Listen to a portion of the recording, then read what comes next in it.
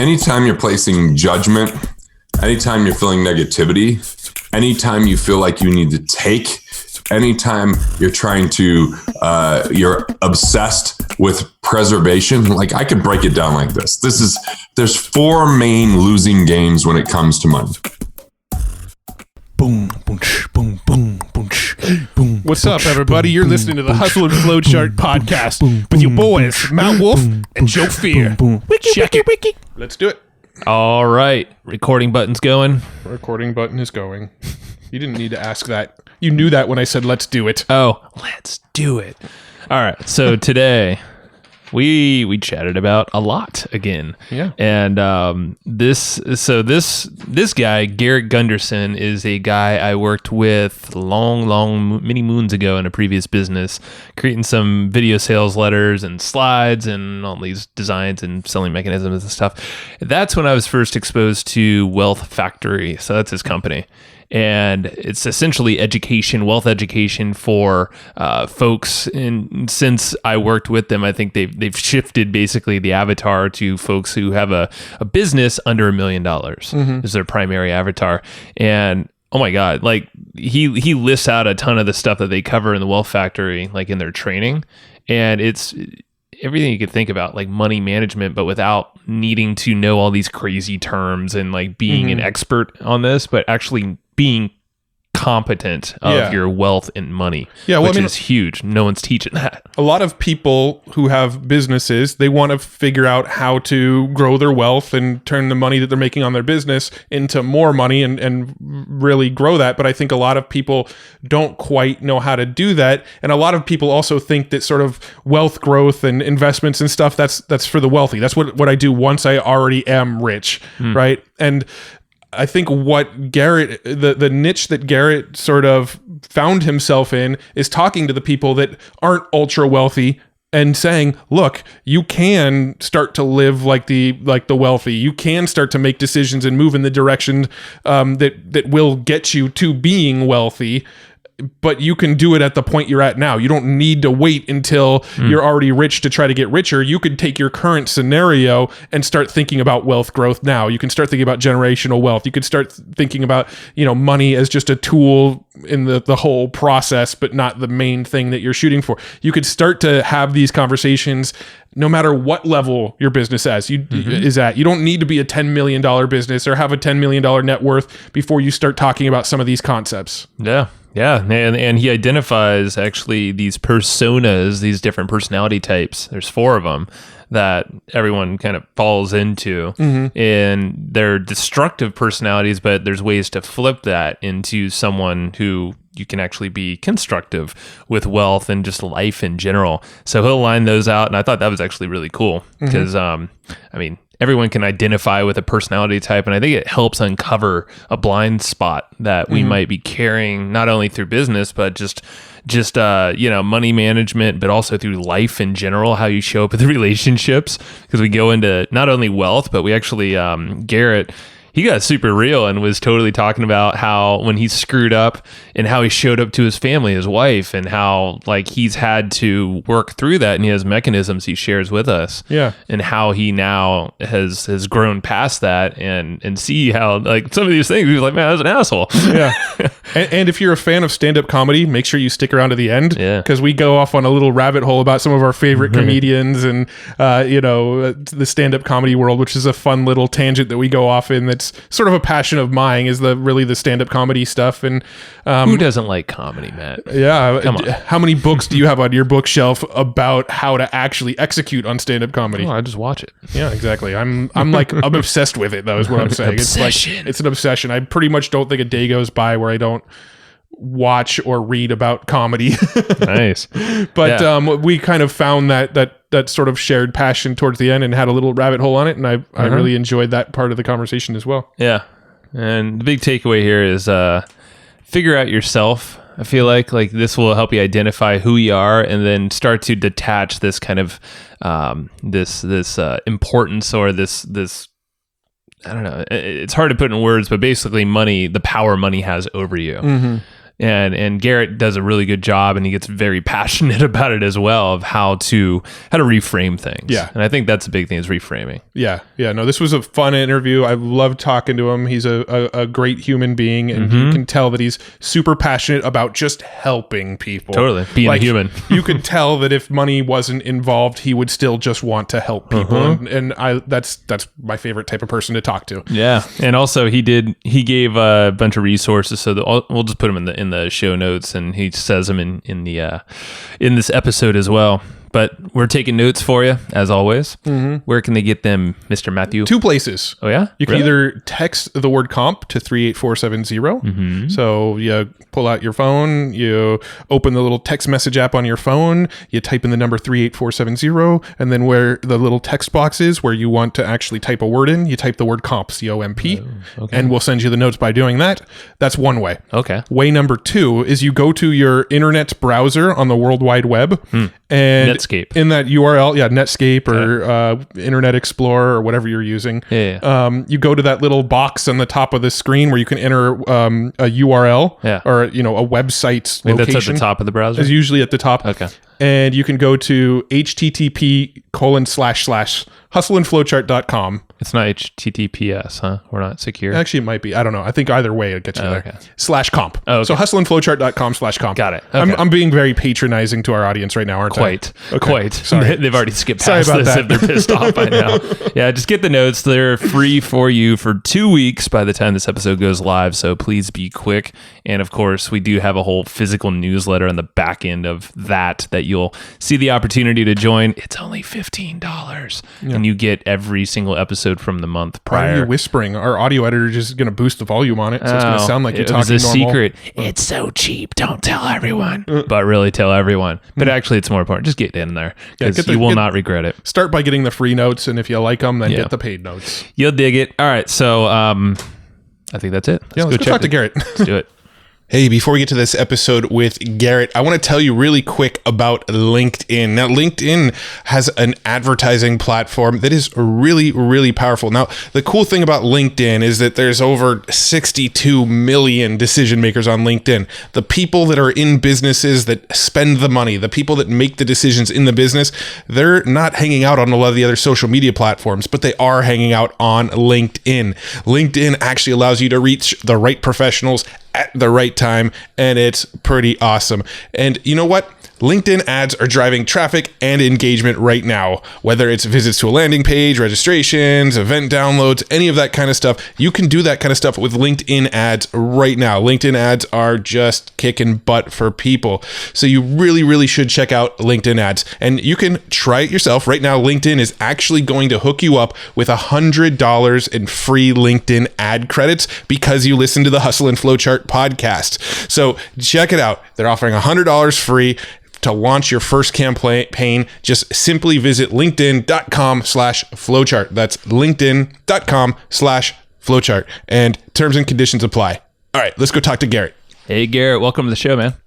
Hey, good to be on the show. Yeah. And we were talking about, did a little bit of work for you guys at Wealth Factory years and years back, I guess with your partner, Matthew. And it was a pleasure working with you. And I remember looking at the content and everything you're putting out there. I was like, damn, this is good. Like, more people need to see this stuff. Well, thank you. I really appreciate that. Of course, man. Yeah. So you guys, since back then, I feel like you guys just been on that path and just keep building and growing that thing. Has much changed really since you started the whole venture there? Well, one of the things that we discovered was, like, we weren't really after this upper echelon of the market, like the people that could afford their own family office, like these people with $200, $300 million net worth, where they could hire their own financial team that only work for them and no one else. Like, I wasn't interested in that. There's a lot of complexity. It's slow because there's a lot of people involved. And we were thinking, we're really going to go after this market of entrepreneurs doing like 1 to 10 million. And that's a really neglected marketplace for sure. But as we were doing that, we just recognized that I think it was Vern Harnish said 96% of businesses do less than $1 million of revenue per year. And we're like, who's helping them? Yeah. And so the thing that's really changed for us is, yes, we put out a lot of video and audio and written content, but that's kind of like resources to help people have insights and paradigm shifts and value, whether they can afford to hire us or not. But we created this program called Wealth Architecture that really reaches the heavily, heavily neglected market there, so they can have a comprehensive financial team, so they can have financial advocates to support them, so they can have someone to coach them along what they're doing in their overall, personal and business finances. And that has been a crazy, tremendous success that we're actually now having financial advisors that want to refer their people to us to support them in that. So that did not exist in 2014. Yeah. It came out in 2017, I believe, but it took us, 3 years of being together to really build it out. And, now we've got, 5-6 years under our belt with it. And it's become a phenomenal success for the people that are in it. That's so cool. Yeah. And that market, of course, you're now ideally creating, 7-figure businesses by serving those folks and, graduating them up into probably some other program you might have or a resource. I could see it as being, like you said, a perfect way that financial planners or home office folks can just send leads your direction, almost partner up, affiliate, type thing. But either way, you're serving that market that they're probably not apt to serve. Yeah. I actually remember Joe and we were actually at a war room mastermind that Digital Marketer puts on, and there was somebody speaking at the mastermind. I actually won't name his name, but somebody was actually speaking at that mastermind, and they were talking about the whole family office concept and all of the things that a family office can do. And Joe and I were both. Jim? Yeah, it was Jim Do. It was Jim Do. Yeah. So I guess I wouldn't mention his name, but he's really done a nice job, especially in that Genius Network community. Yeah. He's been Joe Polish's guy for a really long time. He's been in my workshop before with one of his clients. And, we actually have clients that are working with him that aren't working with us now. He's a little bit less expensive for one, and does some things that we don't really address, like money under management, but we do a lot of stuff around the soul purpose realm and wealth engineering and business growth that I think is more our expertise. So, I just remember thinking when we were sitting in the room, though, that, this stuff sounds brilliant, and I can't wait until someday I get to the point where I can actually use this stuff. Like, I remember thinking, like, this is awesome, and years from now, when my finances are in a place where I could use this, he's probably the guy I'm going to come to. But I don't know what I can do with this information today, and that's kind of where we got stuck with that presentation specifically. And that's what's great is, like, he's serving a different marketplace than we're serving. So it's not, he definitely works with those 1 to 10 million, people for sure. Yeah. But that under 1 million, I've heard that's his cutoff, and, we love that market. That's perfect for you guys. That's our spot. That's our jam. Yeah, man. Well, I know you came from a background that was anything but wealth from what it sounds like. I mean, your dad, a 4th generation coal worker, or miner, like gnarly, man. God, didn't even know they go that far back. How did you break out from that whole cycle? Dude, my mom and dad never even let me set foot in a coal mine. Good for them. They were so against that. I even told my dad, I was like, I want to take the kids and show them what a coal mine. He's like, why would you do that? That was not even part of the path. I mean, they really supported me to start a car detailing business when I was 15 years old. And, I cleaned vehicles from the mine that were surface vehicles. I cleaned vehicles from the credit union that my mom worked at, the repos. My mom connected me with one of the accountants that worked for the school district to teach me how to do income statements and balance sheets. And, it was just like, they saw a different path. Now, I don't know if they saw a path of entrepreneurship, because that felt really scary from a family that was, coal miners, that they would go on strike and not get paid for a while. And then all of a sudden, if I'm a business owner, is that something you can count on? And it seems really risky and foreign. And, they're dealing with generational wounds of my great grandfather leaving his pregnant wife because he couldn't put food on the table, getting on a ship, coming to America, and then not seeing his daughter and his wife until his daughter was 7 years old. You make, if you don't have financial wherewithal, if you don't have a way to earn money, that creates major problems within a family. And I think that those kind of get imprinted, those stories and those, those feelings and those concerns. And so me being an entrepreneur was actually really difficult, because my family didn't really know how to support me. It was like, when are you going to get a real job? And if you thought about going to do these other things? And then they fully love and embrace it now, but it was scary. Yeah. Well, so have you always been an entrepreneur ever since? So you said 15 doing the car dealership or car detailing, that is? Say that. So on the car detailing, did you bounce, or like, did you ever actually have a job after the car detailing, or have you been entrepreneur through and through since then? Well, I had a inbound telemarketing that I did for a year when I was in college, just as a thing. I'm trying to think if I've ever really had a job. That's about it. I mean, I started an internship in financial services when I was 19 years old, which it wasn't my firm. I worked for a firm, and, I got 1099 for most of my income. So It came from commissions and sales, but I was still representing that firm.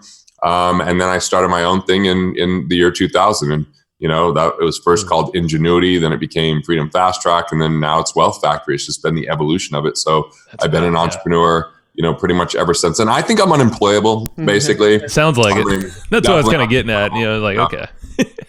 Because you went the hard, like, it seems like you just went completely opposite from your parents, which, it sounds like you're almost breaking a chain of work and livelihood, and then, of course, wealth, it sounds like, as well. Would that be pretty accurate? Yeah, we went and filmed my origin story. Maybe a couple of years ago. We went to my first place I lived is East Carbon until I was in third grade.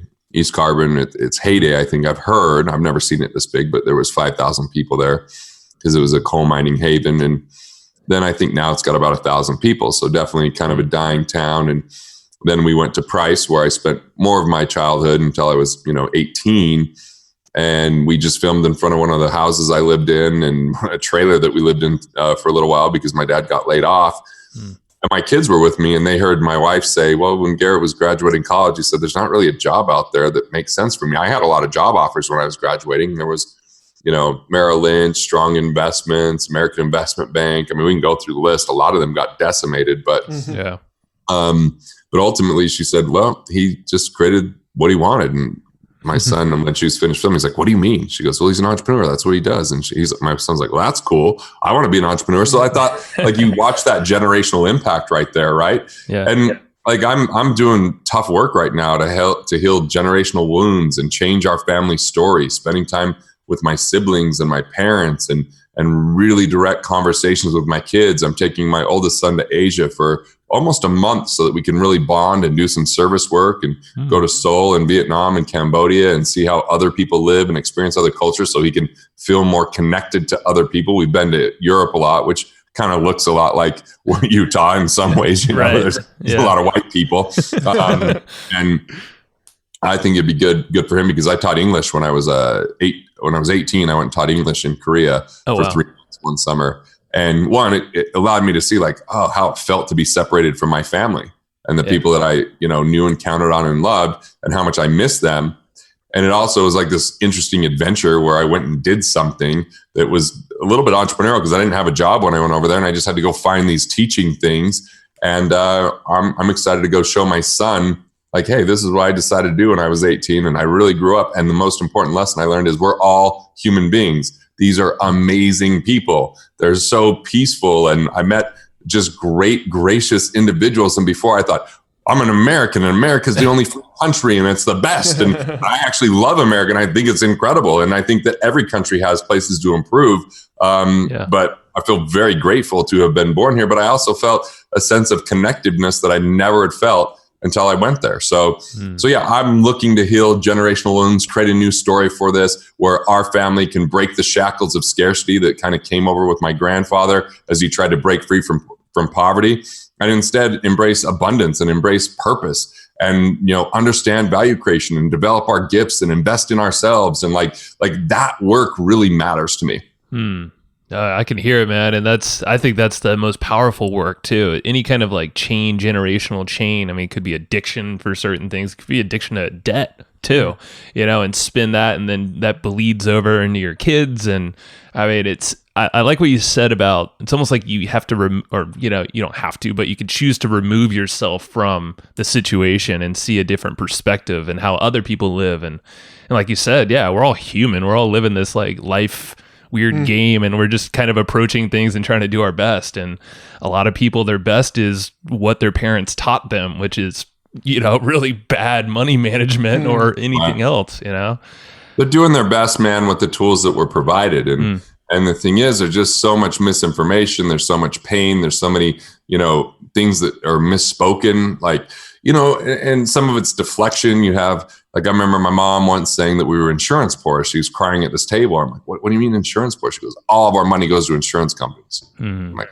those sons of bitches. I was pissed. They're the enemy. Yeah. And then I woke up from a nap once on our camping trailer. We're out camping and my family's outside, and I look up on the wall and there's this little plaque that says money is the root of all evil with the devil. I mean, that stuff leaves an imprint, right? I remember hearing my grandma talking about someone that started this business and how they made a bunch of money because they're just taking from people. And it's like, you start to look at your heroes. You look at the people you care about most, or just the people that you're listening to that are older than you. And maybe we do it in a subtle way where it just gets tucked in subconsciously, but it starts to have a big impact. I mean, there's a lot of people who they want more money, but they think money's evil. Well, that's a really conflicting situation for someone who wants to be good. Yeah. Yeah.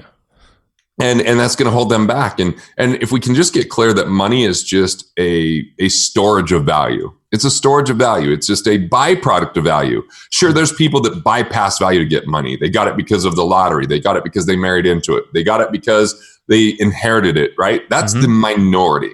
And then you've got the other people that were coercive, or that they took it out of malintent and just, being, a-holes. And that's a portion. But the majority of it, it's simply a byproduct of you've traded, unfortunately for some people, time. But for the most people, it's value. You've created some type of value, and that allowed people to employ that value or to engage that value. And if we understand that about money, see, money's not sports. People think money and sports are related. They're not. Sports, there's winners and losers, right? It's not. It's a survival of the fittest. There's a lot of that to sports, and we've adopted sports in our psyche to a large degree. And when we have that around money, it's winner take all, there's a finite pie. If I take more, there's less for other people. What we don't recognize is, even if there's a finite amount of money, there's an infinite number of times that money can exchange hands when goods, services, and experiences and value in solving problems occurs. So it's not a finite pie.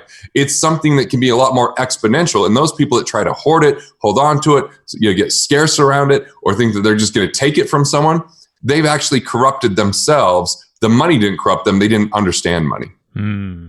What are some, because this is huge, and I think the scarcity mindset is what gets passed down generationally. What are some indications for folks listening that, because some people probably just are walking with these things that they haven't totally addressed. Are there some common ways to identify a scarcity mindset when it comes to money and wealth that you found? Anytime you're placing judgment, anytime you're feeling negativity, anytime you feel like you need to take, anytime you're trying to, you're obsessed with preservation. I could break it down like this. There's 4 main losing games when it comes to money, right? 4 main losing games. The first game is the game of the miser. The miser is in a stuck mindset where they're playing not to lose. That's their game. They're just trying to hold on to what they have. They are going to spend however much time to save money. They don't care how long it takes. That's what they're doing. They're playing a game of preservation, right? Then you've got the conservative. The conservative, that's not a political ideology. This is someone who's playing the game of retirement. They're just trying to sock away as much money as they can so that one day, someday, things will be better. They're delayed gratification at every turn, right? They're just save, invest. Then you've got these other losing games. One is called the striver. The striver is playing a game called status. The striver loves capitalism no matter what. They just want to take as much as they can, get as much as they can, and they're willing to burn out even if that's what it takes. They don't have hobbies. They realize that there's going to be, body bags along the way because they don't care who they hurt. Now they might a little bit, but their overriding selfish state is more, bigger, better, faster. And then you've got the high roller. The high roller is playing a game called opportunity. The high roller is kind of the ultimate taker. They have people believe they're really going to take them to the next level. What they just take is their money, right? They're users in a lot of ways. They're name droppers all the time. Those are the 4 losing games of how people operate with money, right? And what's crazy is those same characteristics of those 4 losing games and 4 personas, if it's shifted to value for others, to solving problems, to collaboration, it actually, you take those same characteristics and the miser becomes the mindful manager who's instrumental in making sure organizations are efficient with their cash, making sure they're getting the best deal before they jump into something, making sure something's being utilized if it's being paid for. Amazing, right? The conservative becomes a planner. A planner builds pro formas and looks at what needs to happen and what the risks are and builds out the management process and the structures for something to be implemented and come to fruition. The striver becomes the creator, creating innovation and ingenuity and building new jobs and new ways of getting things done. And the high roller becomes a catalyst, connecting others and finding hidden talent and uplifting them and taking them and directing them in great directions. Like, it's the same characteristics, just played either in scarcity and destroying wealth or limiting it because no one shrinks their way to wealth, or played in the game of value creation, of expansion. Because again, it's really about, there's only so much you can do alone. There's only so much you can save from the money that comes in when you budget. There's only so much time you have to sprint and hustle before you get adrenal fatigue and fall over and die, right? True. Like, that's the deal. Yeah, I love this because it's starting at the personality level. It's probably things that we're just unconsciously walking around doing in some facet, but you can flip it. There's another side, a different perspective to that personality. And it's only how you show up. Is it scarcity, or are you flipping that to be as one of wealth and abundance? Right. I love it. Yeah. And there's all these lies that we're told. Like, people that succumb so much to fear, they buy into socialism. Hey, I can't take care of myself. I need other people to take care of me. Or they hate the dirty cronyism that happens in politics, and they see, people that are taking, and they're, it's all like about who and that kind of good old boy situation. So they want like someone to intervene because they feel powerless. And then you look at capitalism and people are putting it on high. This is so amazing, so great. But guess what? When capitalism becomes what we can take from others in a competitive nature, that we don't care who we hurt along the way, and once again, is a lot of times devoid of value creation, what we're really looking for is, how do we have a platform where we have freedom to make exchanges with one another? I exchange my value for money because you can exchange that money for other value that you're looking for.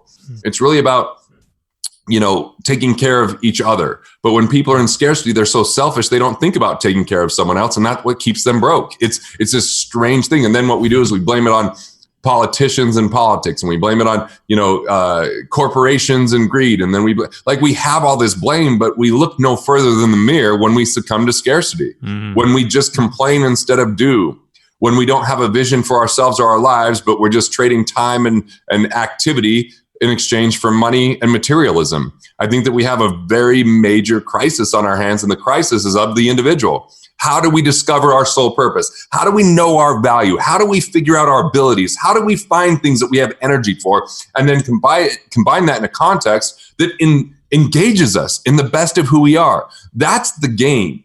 And look, I could tell you all about money. I could tell you how to save tax for days. I could tell you how to plug leaks and restructure loans and renegotiate interest rates and put money in your pocket that way. I could talk about, how to restructure insurances so there's not duplicate coverages and put money in your pocket there, or where you have hidden fees or drag on your investments or taking too much risk.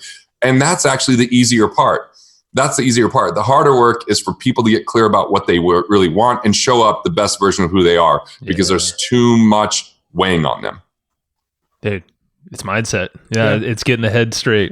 And yeah, we talk about this. We were just talking about this on a couple other episodes in different ways, but getting this, it's almost like putting constraints on yourself, but having a good perspective of knowing where your goal is, but almost creating a practice for yourself that you fall in love with, make it your own, like what you said with the 4 personality types, more or less. That's what I'm calling them, at least, is identify who you are first, and then know what you are capable of showing up like in the world. And, in this case, money and wealth, and then build a plan around yourself, but stick to it. and it's hard as shit, to do that, but it's a new habit that you got to instill with yourself if that's really what you want. Yeah, you got to know, what are your traps? What are your traps? What are your trump cards where you don't face things, right? That's like, what makes you a miser versus a mindful manager, and what does it take to stay in the proper side of things, right? Yeah. Now, how would somebody go about like uncovering? I feel like a lot of people listen and resonate with this stuff, and they go, I get that, but maybe they're too close to their own scenario to realize what things are holding them back. How would you maybe walk somebody through, like, here's how you discover these sort of mindset mistakes you're making? Well, just yesterday, it was the second full day of recording where I did the Win Then Play playbook. So Win Then Play is my solution to the play not to lose, holding on to the past, play to win, only seeking for the future, never enjoying the in-between. Win Then Play is you design the game yourself, so you've already won it from the moment you're engaged in it. It's kind of like one, like, it's been a big thing with Kobe's death, and there's a lot of stuff, being talked about and shared, and speeches he gave. But man, the one that really was profound to me is where he said basically what I took from it is the win is the work. It's not just the byproduct. It's the time he was dealing with stretching and Pilates and the early morning shooting. He's like, that was the win, when you can enjoy the journey. Yeah. You're not trying to get to that destination. And it's like, so when people are going, he was the hardest worker ever, I'm like, yeah, but the work was the work that he chose. Most of the world is the hardest workers because they're doing the work that they hate. And that's the difference, man. There's hard work that you love, and then there's hard work that's hard because it's against everything that you stand for, right? And so what we're doing on these personas is we're actually, I just had my chief copywriter was just at a 2-day mastermind with Ryan Levesque. We're building out a typology quiz to identify which one people have. I've got 2 segments in my 10 moves to Win Then Play that are dealing just with this. So I even have like a question someone would ask, and I'm like, how would the mindful manager answer it, and how would the miser answer it, so that people can see the distinctions? And there's 10 questions. I'm like, and here's 10 more powerful questions to actually put you in the mindful manager versus get trapped in the miser. And then I'm just leading with, I've been all 4. When I was first married, I read Millionaire Next Door, and I was a miser, man. We were living in a crappy apartment. Like my father-in-law was like, hey, you can live in our basement rent free. And I told my wife, she goes, yeah, sex free too. I mean, she was like, are you stupid? And I was like, okay, well, let's get an apartment. And I gave her such a dangerously low budget for it that I found out that there was places you don't want to live in Utah, right? Oh, yeah, I'm sure. Like, I gave her a Christmas present once, which was a phone case that didn't fit her phone because I got it for $1. I mean, dude, I was a jackass. That's the miser in me. Then when I was the conservative, I was saving more than 50% of our income into our retirement plans. And I was buying real estate properties, even though we were renting, right? And then she tried to order wine at dinner once, and I actually lectured her on the opportunity cost, because if we would invest that money into this mutual fund back when I thought those were okay, that it would be worth, every dollar would be worth $220 more, 40 years from now. And it was just absurd things like that, being the conservative. Then when I was a striver, that's where I spent the most time. The striver is where I was just, when people are like, what are your hobbies? I'm like, dude, I work. I have a business. Like, I work all 7 days. I left the hospital early when we had our son because I had an appointment, even though my son was in an incubator with a bunch of tubes and needles and everything popping out of him. Looked like he was ET when they discovered him and put him in that hospital. And my wife wasn't thriving after the delivery. They had to do some like minor surgeries with her. And I left. That's the striver, because I had to go work, is what I said. And today, dude, just today, my wife and I had a difficult conversation. She's like, you were a selfish prick back then, she told me. I'm like, you know what I was? In my 20s, when I was a striver, I was a selfish prick. I didn't consider anyone else's feelings because they didn't understand. I'm evolving. I'm making a difference in the world, but I was just trying to make a name for myself. And the problem is the striver has an unfillable void that no amount of money, accolades, work, anything will fill, because it's just not taking care of loving themselves. And then finally, I dipped my toe in the high roller. The high roller is like the ultimate narcissist.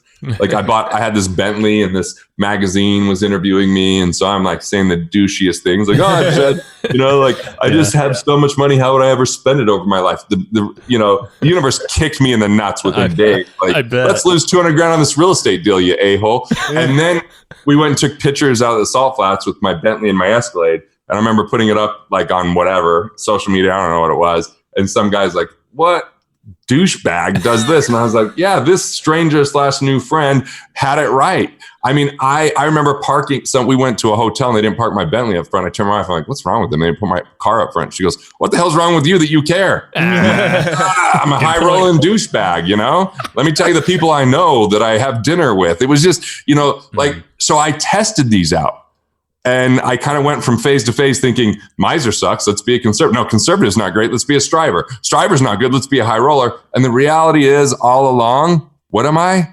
I vacillate between the creator and the catalyst. I love to connect people. I love to discover like greatness and be able to help lift that up. And I love to be, I'm more of an artist than an entrepreneur. I love to create like this one-man show that I'm working on with entertainment and comedy and a contextual shift. So I think when we can be honest with ourselves, there's room for progress and nobody's got it all figured out. And for those that, listening to this is what I'll say. Perfection is a plague of society. It's holding us back. We can't control all the variables. Imperfection is part of the process. It's part of the beauty. That's why comedy works, is because it's about imperfection and flaws. That's right. And so stop trying to be perfect. It just makes you seem like a pretentious douchebag like I was. And, if you like, what people want is connection. Where connection comes from is just being who you are and radical self-expression. I'm writing this one-man show. I'm going to dance at the end, dude. I'm a 6-foot white guy. People called me Cord in high school because I was uncoordinated. How awesome is that? I'm going to play guitar and sing because it's not about being up there for perfection. It's up there to be an expression, right? It's expression and it's permission for other people to be who you are, whatever that is, in all your glory and all your imperfections. You just got to figure out who you are and love that, right? Yeah. Oh, I love this conversation so much. This is definitely resonating pretty hard with both Joe and I.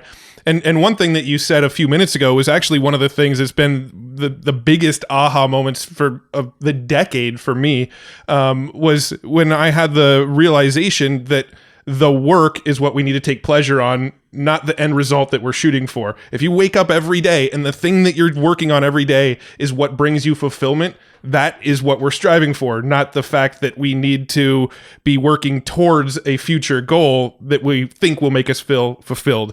And I think that's been such an aha moment for me. And I think you touched on that a minute ago about that, when you mentioned Kobe, like that's really the thing. That is what we should be striving for, is really finding fulfillment in the things that we're doing on a day-to-day basis, not trying to find fulfillment in a future outcome.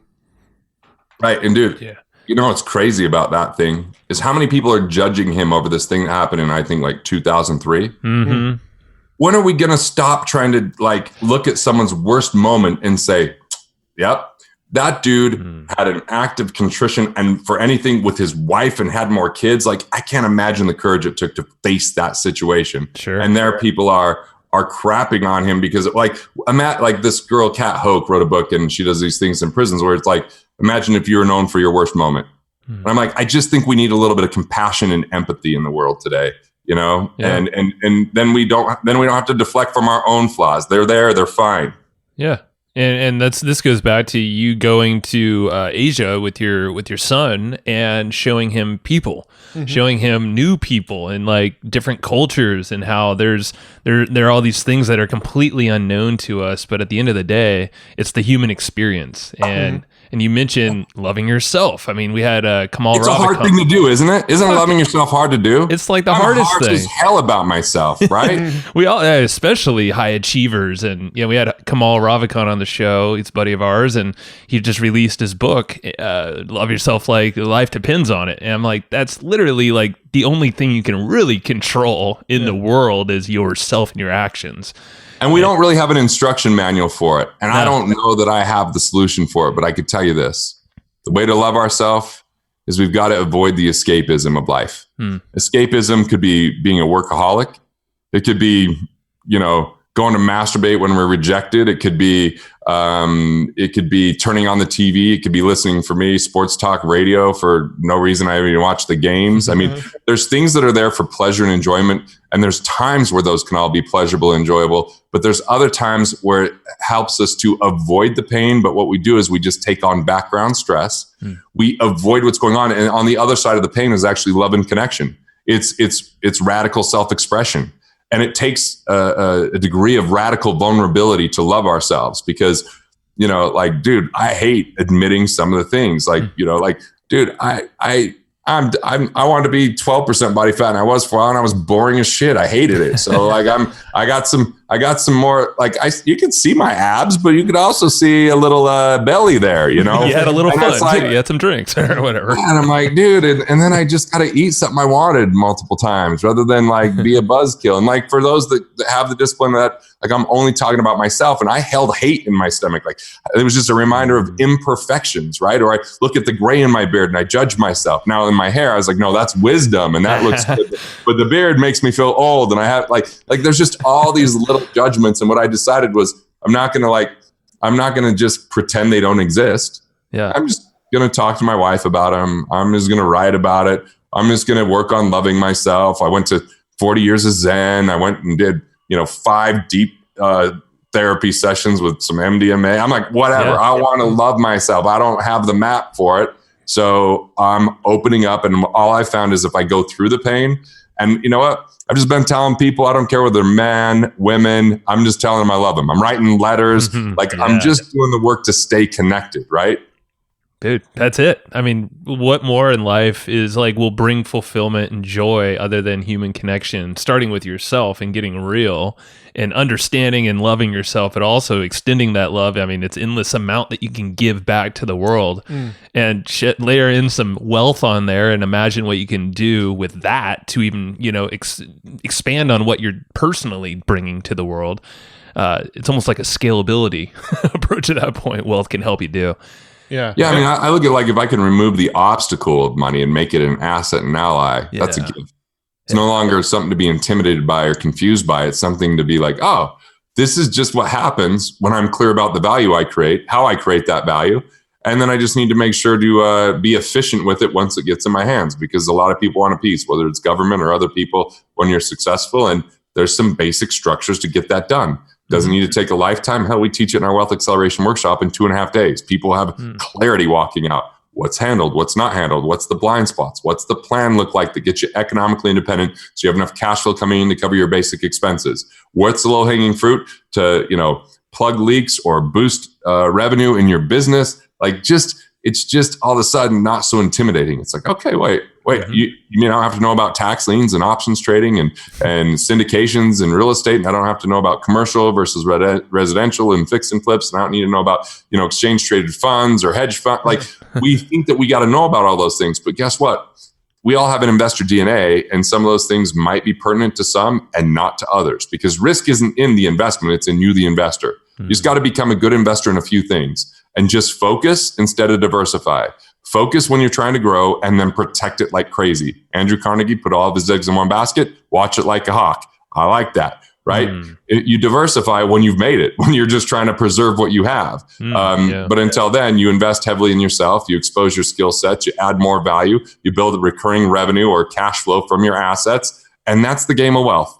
And then you enjoy life from now until the future, not just at retirement. I love that. Yeah, no, that's definitely hitting us. I mean, what you're saying, it resonates with us so much, and it's conversations that we've been having quite a bit lately on this show is about this kind of stuff exactly. There was one question that I actually wanted to ask about the sort of mindset around money, and it's something that I personally kind of struggle with, and I'd love to hear your take on it. Is sort of the difference between abundance versus making smart financial decisions. So you mentioned earlier you were out with your wife and she wanted to order like a expensive bottle of wine or something, and in that moment you thought that was not a smart financial move. She wanted to order a glass of House Red. I was a conservative. I was like, it was $6. $6. It was $6. So I wish it, but yeah. So basically what I'm getting at though is like, how do we know if we're, I have this struggle between like making smart financial decisions, but also having a mindset of abundance, right? Like if I say, oh, I really shouldn't do that. That's not a smart financial decision. That also seems to be kind of counter to an abundance mindset. Does that make sense? So let me help you. Like there's abundance and ignorance, and they feel like they're related, but they're totally different. Okay. There's a time where I thought I was Midas, that everything I touched turned to gold. Mm-hmm. But the bottom line was I was lucky. I had good timing in the moment, but that didn't mean that I had a skill set. So I thought I was being abundant by buying more and more and more and more real estate, saying yes to more and more and more opportunities, doing oil and gas, doing the hard money lending fund, because I'm abundant. Yes, I could do all that. But the problem was I was distracted and I was being ignorant because I didn't know enough about these things. I didn't have a real end goal other than more, which is a very dangerous end goal because it's never achievable. Mm-hmm. And so what I felt was abundance was actually just stupidity, if I were to be really harsh about it. Mm-hmm. So if you want to be abundant financially, you have to kind of buck the shackles of budgeting. And the way that you do that is you got to pay yourself first in a savings way, right? Like 15% of your personal income being set aside before that's your first bill is paying that. Then you live off the rest and you don't borrow to consume. So if you have the cash, you do it as long as you paid yourself first. If you don't have the cash, you don't do it. It's like there was a Louis C.K. bit where he was on Conan and, he talked about back in the days before credit cards. He goes, you'd have to go to the bank or you have to write a check or all this kind of stuff. And he goes, and when you're out of money, you just stop doing stuff. Yeah, it's time to get back to that, right? Because we've been taught consumerism in a very deliberate, destructive way because Edward Bernays, the father of consumerism, had us believe that happiness was because of materialism. And the more material we had, the more powerful we were, the more sex we would have, the more envy we'd be. And it gets people stuck in activity, not thinking clearly. And so when we spend more than we actually have, that leads to debt. When we try to buy something because we think it's going to make us happy and it's going to be a stretch, we put ourselves in harm's way. If we've paid ourselves first, we've got money left over and we want to buy something, great, buy something. I have very nice material things. I like Etro jackets. They're not cheap, right? I could get cheap jackets, but I like Etro ones. I got an expensive taste in a few things. I like that kind of quality of life aspect. And you know what? We all can have value-based spending and guilt-free spending as long as you've taken care of your first things first. Just take care of, paying yourself first, build up a little bit of savings and liquidity. And then, man, it's a game changer when you get enough cash flow coming from assets or even entrepreneurial-based income to cover your expenses that now you could actually start getting a 2-to-1 ratio, $2 of recurring revenue versus every dollar of expense. And yeah, you could maybe increase your lifestyle at that point if that's what you choose. Just get clear about what you want. Otherwise, you might be using that as escapism, or you might be using that as like, I told you so, I'm successful. Look at me drive my Bentley. Hell, when I took my Bentley home to my hometown, they just thought there was something wrong with my Chrysler 300. Did you screw that grill up somehow? Why is it right? Like they weren't impressed. Shot to the ego, I bet. Well, the only one impressed were teenage boys. Teenage boys, they love that thing. That wasn't my market segment, but right. What you said, I've made the mistakes. I just am willing to admit the mistakes. I'm not a perfect.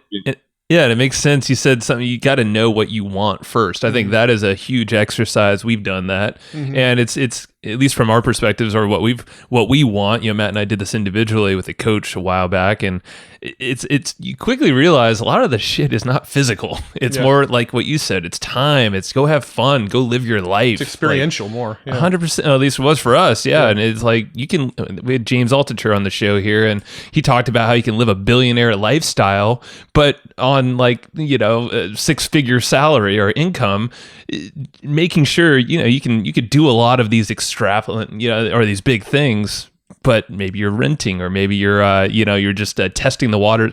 There's ways to live this big life if you want it, but really it goes down to what do you really want, and then putting a little figure to it, and doesn't cost as much as you think typically. Yeah, man. I mean, I like it. Yeah, I think that we do a lot of stuff to prove things that were never meant to be proven. That were never, that we do a lot of things because we think it's and there's a lot of lies, man. I remember the first time telling my wife, I'm doing this for you. Like, right. I'm doing this for the family. She's like, really? You doing all this is for us because we just want you around more. And, like, it kind of seems like you really love what you do and I want you to keep doing that. But I could tell you, she's really smart. She's like, tell you're torn. You're feeling guilty while you're there. When you're here, you're distracted and, we don't even really get you. You're not really present.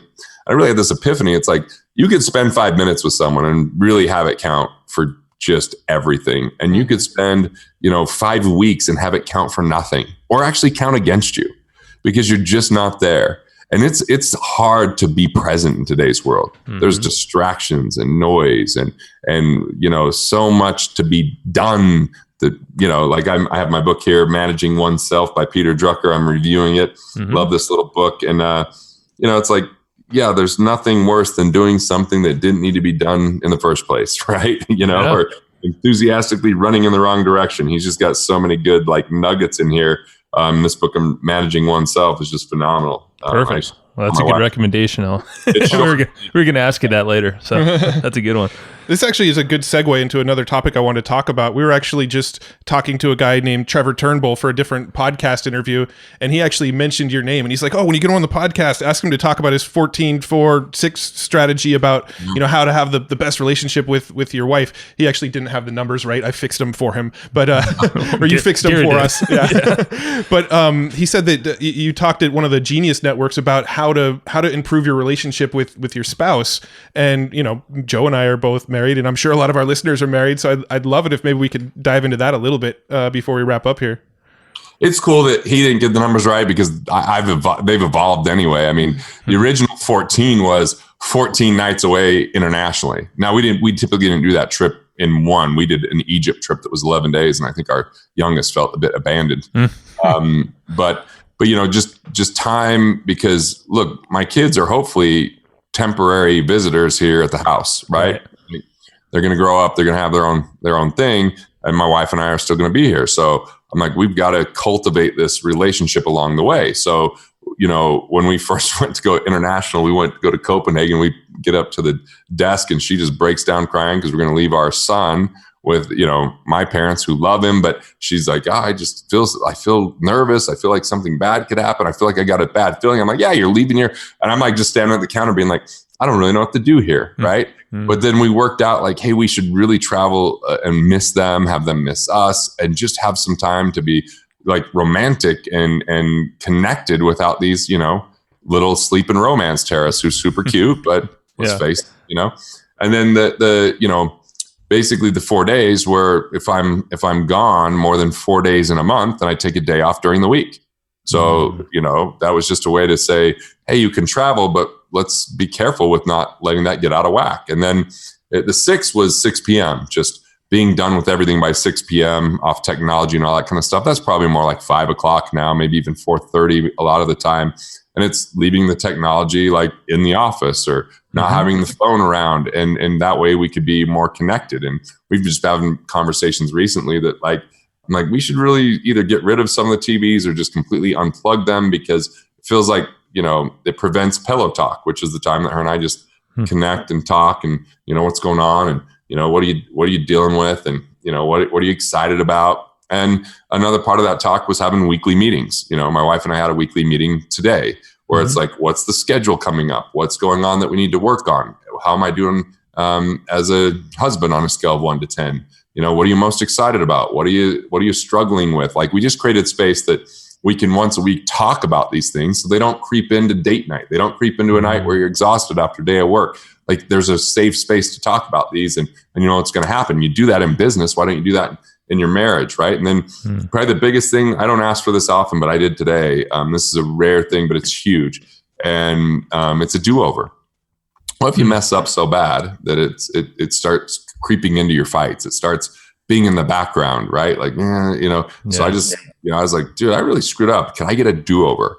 Like, I remember walking home. They were walking in the office one day when I just bought this company. It was not doing what I wanted to do. The person I bought it from was being complicated and from my shoes. And it was just a brutal day. And then she's like, I had a rough day. And I'm like, you don't know what a rough day is. Like, I'm just a total asshole. You one-upper. Yeah. Second, right? And then I see her start like kind of like feeling sad and crying. I'm like, oh, wait, like, oh, and she kind of lashed back out saying, I'm like, I'm doing all this. And she's like, well, when you get home, you're tired, might not as well come home early anyway. And I was like, oh, it was just bad. And so I just drove around the block and came back and I'm like, hey, can I get a do-over? I don't know who that a-hole was that came here earlier, but like the do-over kind of like lets it go, breaks down the walls, like says, look, I don't know who that was. Like, let's get, like, it's not something, if you did it daily, it doesn't count. But if there's something that's still lingering, like, so these are just some of the anecdotes that I gave over a 10-minute time period. And I thought the most hilarious thing is Jay Abraham came up to me. He's like, that was an extraordinary talk. My wife loved it. How do we hire you? I'm like, oh, I gave all the advice I have to give on the topics. Not a relationship coach. I've got nothing else. That's it. Yeah. No, dude, I love it though, because like you said, we do this in business and we think it's like part of a routine. This is something that helps drive a business forward, which it does.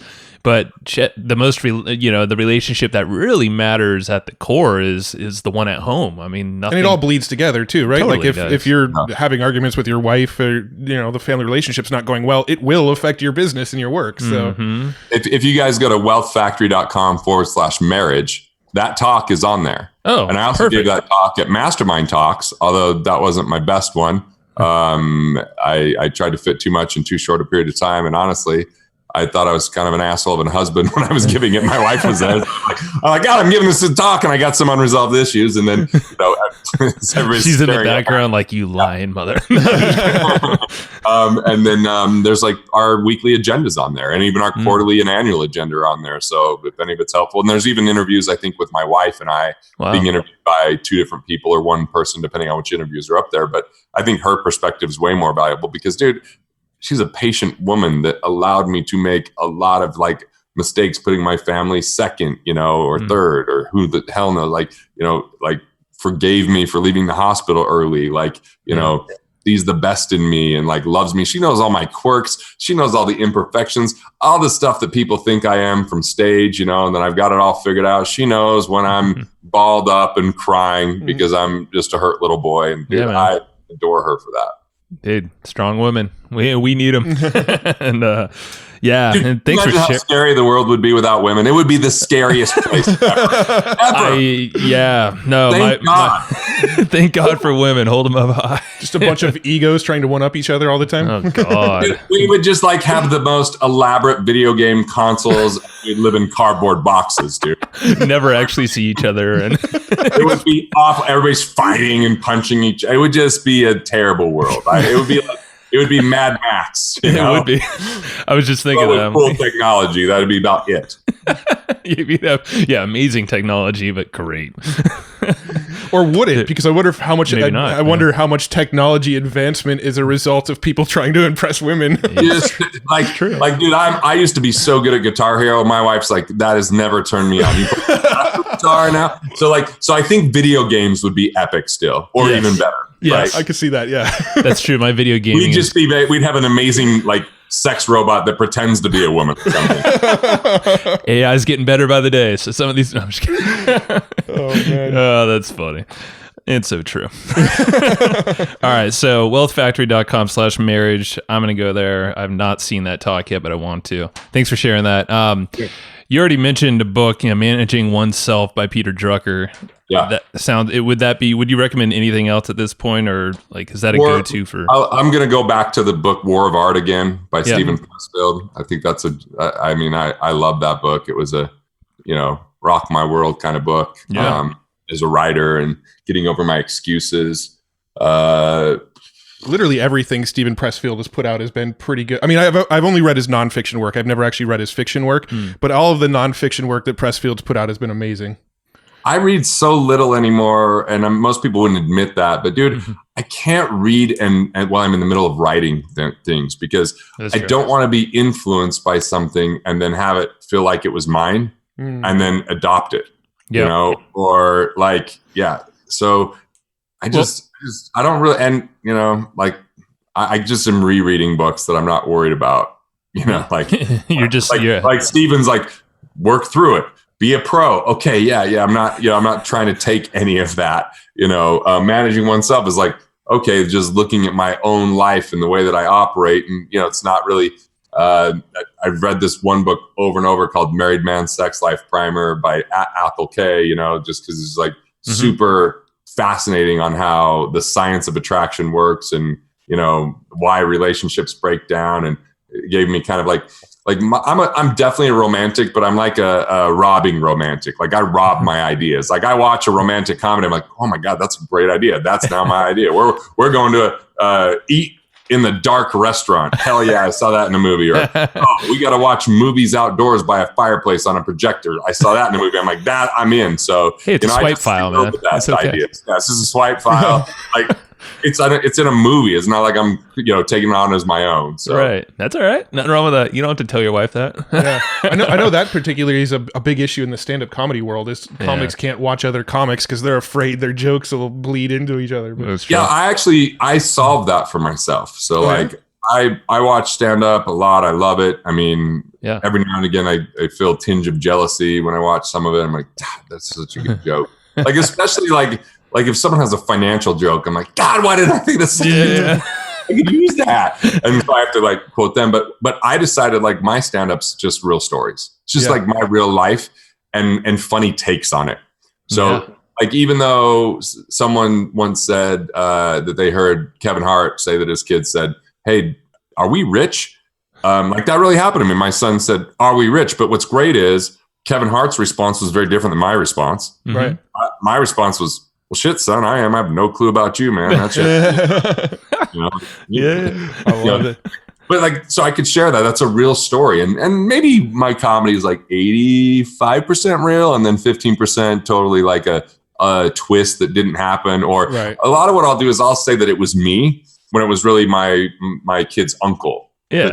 I'm like, I don't have time to be like, well, his uncle, I'm just in the mix. I'm like, well, I'll just say this, but it allows for not worrying about stealing other people's jokes because I have written jokes. I wrote a joke about Lululemon, right? And then I'm watching this special, the guy that does, what's his name, that does Crashing on HBO. I watched his stand-up. Pete Holmes, yeah. Yeah, Pete Holmes. He had a Lululemon joke. Not exactly the same joke that I wrote, but close enough. My joke was, every time I buy Lululemon, I go into the store and I feel like it's just everything's false advertising. There's people doing yoga and working out. I'm like, I put it on and that's when I know I'm going to the couch. I know that's when it's time to veg out and do jack shit. I'm not working out in Lululemons. I'm just getting comfy in them, so I could put my feet up better. No restriction. I love it. That's funny. I love it. Who's your favorite comedian? Let me just give you my top 5. That's easier. That works. Yeah. Love Bill Burr. I think he's brilliant. Love Dave Chappelle. I saw him in August and he did 20 minutes of the funniest 20 minutes I've ever seen in my life. Just absolutely hysterical. I've enjoyed, I saw Jim Jeffries recently. It was good, not as good as his old stuff, but still just stuff that he's put out there. I've still got him. But I think the most genius comic of all time is Sacha Baron Cohen. Oh, I think he's brilliant. Dude, I can see myself doing some of what these other comedians do. Now they're genius. I'm not taking anything away from them, but I can see, I've been on stage, I've delivered jokes, people laugh. But when I see what he does with Borat or with This Is America or whatever it's called, or, I'm like, dude, that is unbelievably ballsy and funny. It's unbelievable. So then there's so many great comedians out there for sure. Yeah. That's a good list right there. Yeah. Though. I mean, it's really in a renaissance right now. Sebastian Maniscalco, number 5. Sebastian Maniscalco, number 5. Oh, that's a new one. I've never actually heard that. I don't know it. Yeah. Oh, I just gave you guys a gift, bro. What was that? What was that last name? Sebastian what? Maniscalco. Maniscalco. Okay. Yeah. I mean, I didn't watch his newest Netflix special because I was seeing him live and he was so good live. My wife was laughing so hard, he looked down at her a couple times. Who's this crazy lady? He's got a strange cadence. He's an Italian. He actually was in the show Green Book. He was in the show that I didn't watch by Scorsese that just come out, The Irishman, because never seen either of those. Yeah, I heard good things. But he has just some bits that are so good. And I think What's Wrong with People might be the stand-up thing that I like the most of him, or Aren't You Embarrassed? It might be, it's either What's Wrong with People or Aren't You Embarrassed, whichever's the newest of the two. That's my favorite. And then he has another one called Stay Hungry that, like I said, I watched it live, which is a little bit different, but yeah, that's the crew for me. That's awesome. I know what Matt and I are going to do after after we hang up here. This is our last podcast of the day, so now you just planned out the rest of our day. Well, cool. We're hitting the hour right now. Where do you want people to go after listening to this episode? Where should we send them to? Wealthfactory.com/megakit, because if they want to get, like, Killing Sacred Cows will help them through navigating the myths and areas where you might not have the right mindset around money. And then they'll get What Would Rockefellers Do, which is a very practical application of one thing you can do with your money to just kind of store it as a medium-term strategy and to initiate a legacy. It has some pretty cool differentiating factors between the Vanderbilts and the Rockefellers, and why if one family made it, the other one, they both made more than, it was a huge amount of money. But one of them decimated that wealth, and the other one has been perpetuating it. So they get some cash flow guides if they want to put more money in their pocket. Like, it's a mega kit. So it is literally like 5 things they can download on that are pretty valuable things. So I just want to build a relationship. In full disclosure, you'll be on my list. We'll email you about 7 times a month. Every 7th time we'll make an offer, and we'll do that for 7 months. If you still don't, like us, then it'll just be whenever we happen to be sending something out. But go buy Garrett's stuff, though. It's really good. So that was wealthfactory.com/megakit. Yes. Okay, cool. Bam. Just want to make sure I got it correct. All right, man. We've already kept you a minute over or so I appreciate your time. This has been fun, man. And went directions that I didn't know we would go, like comedy. It's even better. Never know. Yeah, thanks so much, man. Thanks, guys. You guys are great. It was a lot of fun. Take care. All right, you too. See you. Thanks so much for tuning into that episode. I hope you dug it. I know Joe and I dug it. I actually kicked Joe out of the room. He's not here right now because I wanted to tell you about a tool that I really, really dig. We use it in our business. We recommend it all the time. It's called Easy Webinar, and it's a tool that lets you do live webinars, automated webinars, hybrid webinars, and, pretty much any other kind of webinar if there are other kinds of webinars. But anyway, this tool is kind of like your all-in-one, do-it-all tool for anything webinar related. It's Easy Webinar. It's put out by a dude named Casey Zeman. He's been on the podcast. If you haven't listened to that episode, it's a killer episode. He's a really smart dude, but his software is amazing. It does everything. It's, the title tells you exactly what it does. It's an easy webinar platform. And we use this in our business to run automated webinars all the time. We don't do a lot of live webinars these days. We like to do the kind of automated webinars where somebody can register and then they can either watch it like 15 minutes later or they can watch it the next day, but it's just kind of always running. And it's a system that helps us make autopilot sales off of our webinars. Super cool tool. If you haven't tried it yet, it's an amazing tool. And Casey is actually hooking you up. He said for listeners of Hustle and Flowchart, I can't believe he's doing this, but he said for listeners of the Hustle and Flowchart podcast, he's giving 25% off of the membership to use Easy Webinar. It's already super, super inexpensive for what it does and all the cool features it has, but he's hooking you up with 25% off because you're a listener of Hustle and Flowchart. Go to easywebinar.com/hustle. That's where you can get that 25% off discount. That's easywebinar.com/hustle. It's a awesome tool. You're going to dig it. So just go grab it. Check it out. easywebinar.com/hustle. See ya. No, not see ya. You'll hear me in the next show. I don't know how to close these things. Go get Easy Webinar. Talk to you later. Thanks everybody for listening to this episode of the Hustle and Flowchart podcast. Before taking the time to listen, we want to give you something a little bit special. Every single episode that we do, we actually have somebody on our team take notes. We basically have a Cliff's Notes version of every episode where you can go and find all of the tips and tactics that they laid out, all of the resources that they laid out, all the good stuff from this episode. We actually have a nice simple notes version that you can find on our website. So go to evergreenprofits.com, find this episode that you just listened to, and give us your email address and we'll send you the notes. Thanks for listening.